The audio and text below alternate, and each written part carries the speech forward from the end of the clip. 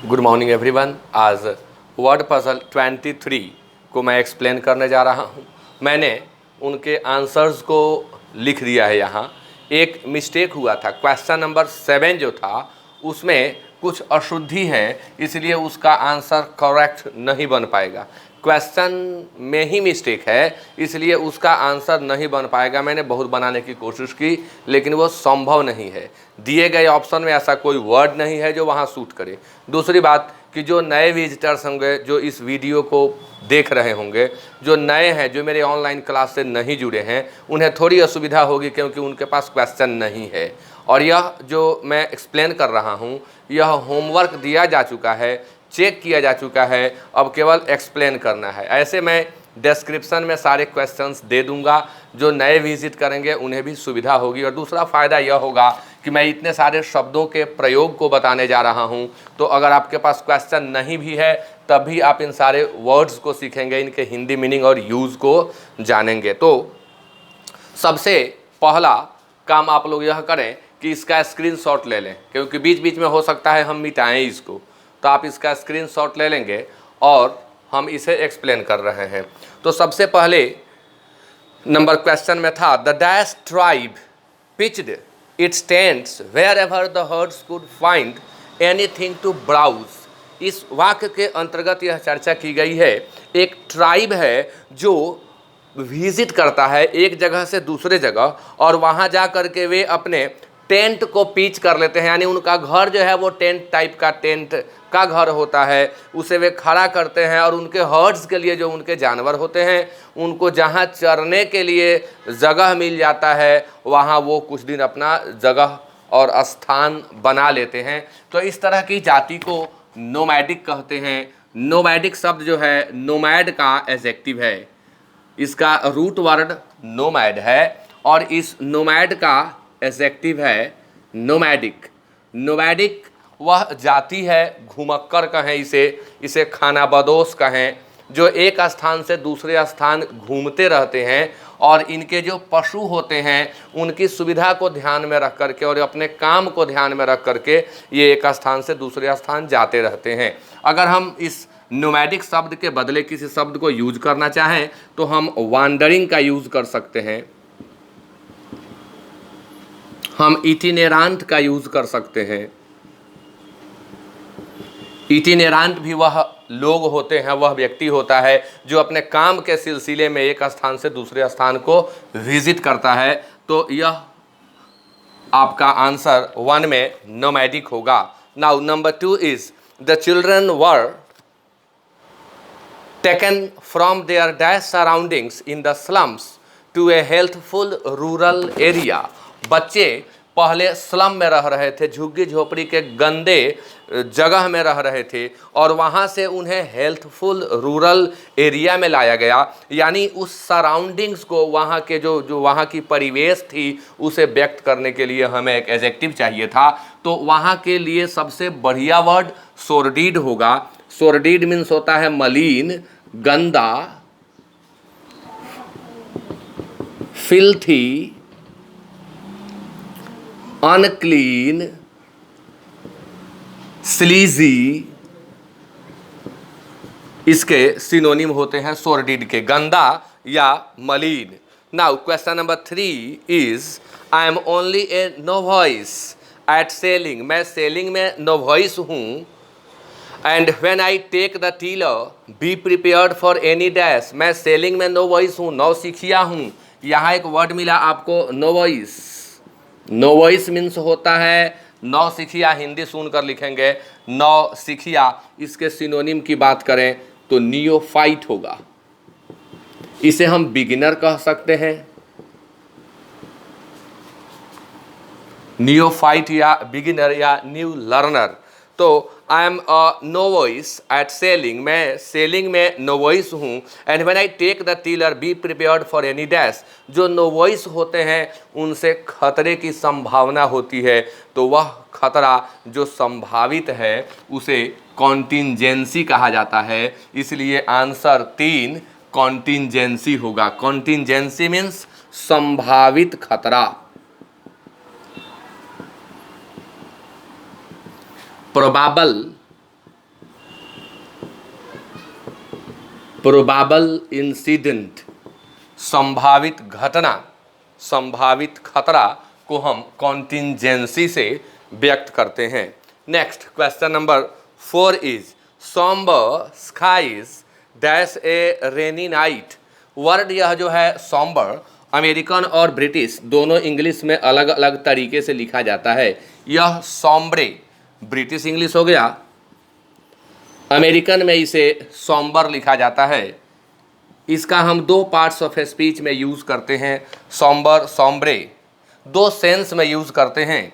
यह डिसअपॉइंटिंग के अर्थ में आता है, निराशाजनक, और इसका दूसरा प्रयोग ग्लूमी, अंधकारमय या उदास, सैड के अर्थ में इस सॉम्ब्रे का यूज़ होता है। अब इस क्वेश्चन के अंतर्गत 4 नंबर में बादल, आकाश, स्काइज के लिए सॉम्बर एडजेक्टिव का प्रयोग किया गया है। यह रेनी नाइट का डैश है, यानी रात है और वहाँ आसमान जो है वो अंधेरा है। जो बादल को, जो बारिश के क्या हैं वे, तो वे बारिश के संकेत हैं, बारिश का संकेत दे रहा है, बादल लगा हुआ है। यानी आपका आंसर होगा प्रीसेज, जो कि 4 नंबर में यहाँ मैंने लिख दिया है, प्रीसेज। प्रीसेज वर्ड इज प्रीसेज। प्रीसेज मीन्स होता है पूर्वाभास, वह चीज़ जो होने वाली है उसके आभास को हम प्रीसेज कहते हैं। पूर्वाभास पहले ही हमें आभास हो जाता है। अगर हम इसको अलग से चर्चा करें वहाँ जगह कम होगा। प्रीसेज शब्द जो है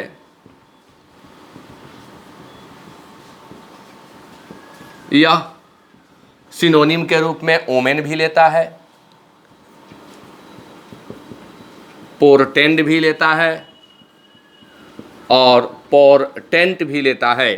तो यह ओमेन, यह पोर्टेंट, ये नाउन का काम करते हैं और यह पोर्टेंड या ऑगर ये वर्ब का काम करते हैं। यानी presage is both noun and verb.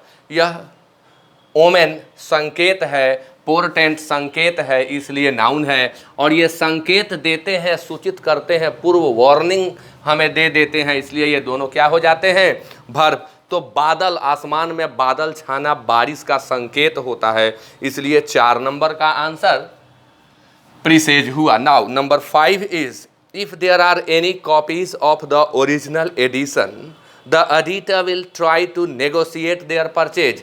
अगर कुछ ओरिजिनल डॉक्यूमेंट होता तो एडिटर ट्राई करता, निगोशिएट करेगा और यह परचेज जो है कर लेगा। इस पर निगोशिएट, विचार कर, निगोशिएट शब्द है विचार करना। निगोशिएट मीन्स मोल भाव भी करना होता है। निगोशिएशन इज गोइंग ऑन, यानी बातचीत चल रही है। शादी के संबंध में भी कहते हैं बातचीत चल रही है, निगोशिएशन इज गोइंग ऑन। तो यहाँ जो ज़रूरत है 5 नंबर में वह टेस्टिमोनियल है। टेस्टिमोनियल मीन्स होता है, मैंने लिखा होगा यहाँ 5 में, टेस्टिमोनियल है। Testimonial is a written statement that testifies someone's qualification or character। Testimonial एक रिटन और फॉर्मल स्टेटमेंट होता है जो किसी के चरित्र और किसी के क्वालिफिकेशन की पुष्टि करता है। तो ये क्वेश्चन नंबर 5 में टेस्टिमोनियल शब्द सूट करेगा, इसलिए 5 का आंसर हुआ टेस्टिमोनियल। मैंने इसको इंग्लिश में एक्सप्लेन कर दिया है। Now 6 with a few strokes of his pen the boy produced a grotesque, और फिर यहाँ एक वर्ड मिला आपको grotesque। grotesque मीन्स होता है असामान्य, विकृत, यानी abnormal,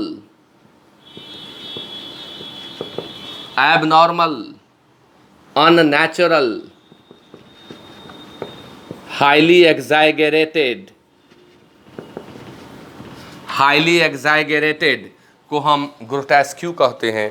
तो यहाँ जिस बच्चे की चर्चा हो रही है, with a few strokes of his pen, अपने पेन के कुछ ही स्ट्रोक से, the boy produced a grotesque dash of the forest, जंगल के ऐसे दृश्य को बना दिया जो हार्मलेस थे। यानी वे दृश्य कैसे थे, तो हार्मलेस थे, यानी बच्चा के प्रयास को वहाँ एक हास्य आकृति का, हास्य की आकृति का रूप वो दे दिया, बहुत जल्दी जल्दी पेन चला करके, और एक अलग तरह का जंगल का रूप हमारे सामने ला दिया। इसलिए यहाँ आंसर 6 में कैरिकेचर होगा। कैरिकेचर मीन्स हास्याकृति, एग्जैगरेटेड पार्ट और एग्जैगरेटेड फॉर्म ऑफ समथिंग, और यू में से एक्सेसिवली एग्जैगरेटेड, जिसको काफ़ी बढ़ा चढ़ा दिया गया हो, उसे हम कैरिकेचर कहते हैं। अगर हम कैरिकेचर के सिनोनिम की बात करें तो यह कार्टून होगा। कैरिकेचर के बदले आप दूसरा शब्द कार्टून लिख सकते हैं। हास्याकृति यानी वह कृति, वह कार्य जिसे देख करके, जिस पर विचार करके हंसी आए, उसे हम कैरिकेचर कहते हैं। नाउ क्वेश्चन नंबर 7, तो 7 मैंने पहले ही बोल दिया कि इसमें अशुद्ध है, यह क्वेश्चन ही शुद्ध नहीं है। Now number 8 is the boys tried hard to dash their canoe from the rushes which thrived in the stagnant water. Stagnant means होता है ठहरा हुआ। Stagnant is adjective in itself and it means ठहरा हुआ।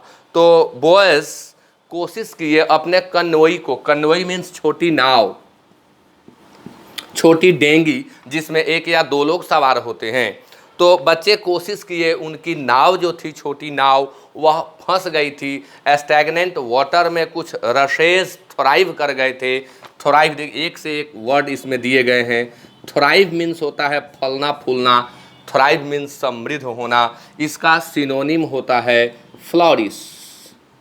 Thrive का synonym होगा prosper, फलना फूलना या समृद्ध होना। आप इनका स्क्रीनशॉट ले लेंगे, फिर हम इन्हें मिटाएंगे। ओके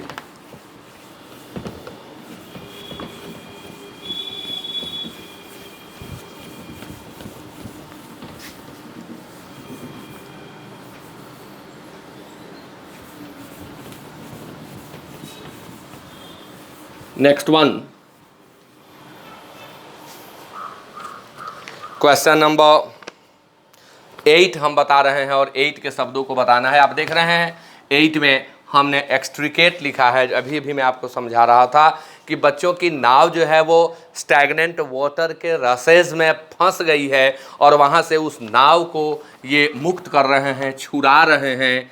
तो यह वर्ड है एक्सट्रिकेट, यानी टू रिलीज समथिंग और someone from a difficult situation, to release something और समवन, टू फ्री समथिंग और someone from a difficult situation और कंडीशन। इसके सिनोनिम की बात करें तो टू रिलीज होगा या फ्री होगा, टू रिलीज या टू फ्री, टू रिलीज या to free. Now question number 9 is to जज बाय द डैश एक्सप्रेशन और हिज स्वार्थी फीचर्स। यहाँ एक शब्द मिला स्वार्थी, सुनने में हिंदी प्रतीत होता है बट इट इज इंग्लिश। इसका अर्थ होता है सांवला, डार्क या डार्क कॉम्प्लेक्सेंट। सांवला, डार्क या डार्क कॉम्प्लेक्सेंट। तो टू जज बाय द डैश एक्सप्रेशन और हिज स्वार्थी features the Indian didn't like the doctors medicine. अगर उसके हम डैश एक्सप्रेशन से जिसकी बात की गई है वो पास्ट की बात है, तो अगर उसके हम डैश के एक्सप्रेशन से बताएं और उसका फीचर जो स्वार्थी था, तो इससे यह पता चलता है कि इंडियन डॉक्टर्स के मेडिसिन को लाइक नहीं किया, यानी तत्कालिक उस समय की बात, उस समय का एक्सप्रेशन। तो इसके अंतर्गत एक वर्ड आया हुआ है एक्सटेंट। एक्सटेंट मीन्स होता है तत्कालिक, उस समय का। द देन या करंट, द देन या करंट, यानी जो उस समय भी एग्जिस्टेंस में हो, जो उस समय भी एग्जिस्टेंस में हो। तो वर्ड हम बता रहे थे एक्सटेंट, और एक्सटेंट मीन्स होता है करंट, यानी स्टिल इन एग्जिस्टेंस, जो उस समय भी एग्जिस्टेंस में हो उसे हम एक्सटेंट कहते हैं। तो उस समय के एक्सप्रेशन की बात हो रही है, इसलिए 9 के अंतर्गत आपका आंसर एक्सटेंट होगा। Now question number 10 is the sea was dangerously rough but such dash condition seem to foster his determination to reach the ship. कोई व्यक्ति है जो डेंजरसली रफ शिप में फंस गया है, लेकिन इस स्थिति से लड़ने के बाद उसकी डिटर्मिनेशन जो है वो और फोस्टर हो रही है। यहाँ फोस्टर का अर्थ मजबूत होना है। ऐसे फोस्टर मीन्स होता है लालन पालन करना। तो यहाँ हम क्या वर्ड दें? टू जज, नहीं sorry, the sea was condition को व्यक्त करना है, और कंडीशन चूंकि विपरीत है, सी में कोई व्यक्ति है और सी एकाएक डेंजरसली रफ हो जा रहा है, तो वह कंडीशन एडवर्स है। एडवर्स मीन्स होता है प्रतिकूल, उल्टा, यानी आपका आंसर होगा एडवर्स, प्रतिकूल, उल्टा, यानी कंट्रैरी। एडवर्स का सिनोनिम कंट्रैरी होता है। Adverse means something that is against one's condition, needs और विशेज। वह जिसे हम चाहते नहीं है लेकिन वो ऐसा हो रहा है, वही प्रतिकूल होता है, कंट्रैरी होता है। Now question number 11 is we come in peace said the Viking warriors. Viking warrior बोलते हैं कि हम पीस में आए हैं, शांति में आए हैं। We don't come to dash your homes, हम आपके घर को डैश करने नहीं आए हैं। दिए गए वर्ड्स के अंतर्गत इसको फील करने के लिए सबसे बढ़िया वर्ड डेस्पॉयल है। डेस्पॉयल मीन्स होता है लूट लेना, प्लंडर इसका सिनोनिम होगा। डेस्पॉयल, डेस्पॉयल मीन्स होता है लूट लेना और इसका सिनोनिम होगा प्लंडर।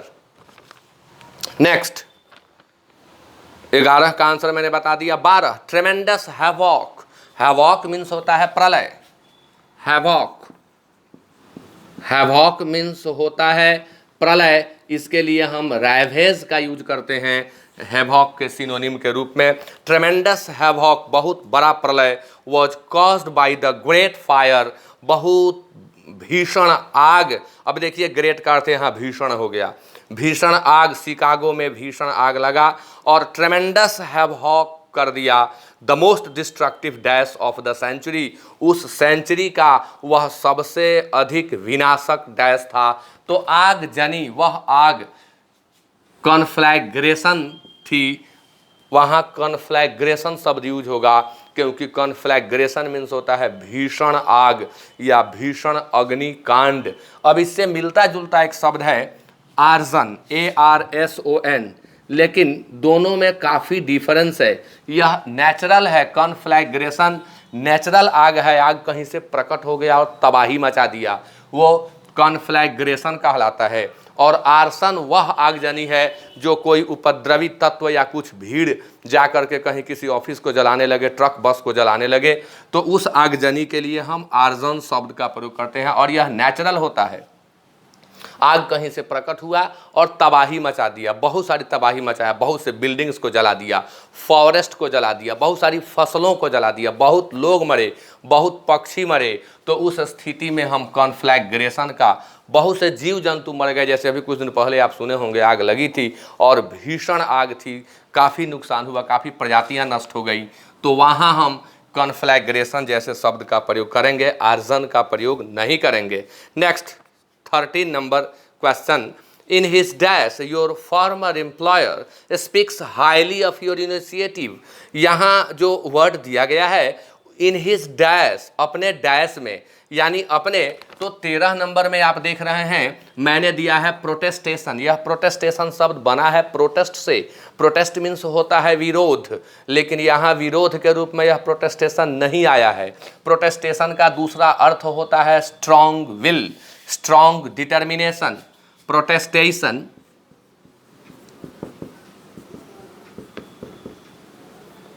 मीन्स स्ट्रॉन्ग या एम्फैटिक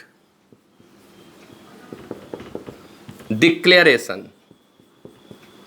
स्ट्रॉन्ग या एम्फैटिक डिक्लेरेशन। तो इस स्थिति में सबसे अच्छा वर्ड 13 नंबर प्रोटेस्टेशन था। अपने प्रोटेस्टेशन में वह अपना जबरदस्त इनिशिएटिव दिया। Now question number 14 is in the sonnet composed upon Westminster bridge there is a dash between the city of London and a person. यहाँ दोनों के बीच, सिटी ऑफ लंदन और एक पर्सन के बीच रिलेशन, संबंध को दर्शाया गया, यानी समरूपता को दर्शाया गया, सेम्बलेंस को दर्शाया गया। इसलिए आपका आंसर यह साहित्यिक वर्णन था, इसमें एनालॉजी होगा। एनालॉजी मीन्स होता है समरूपता।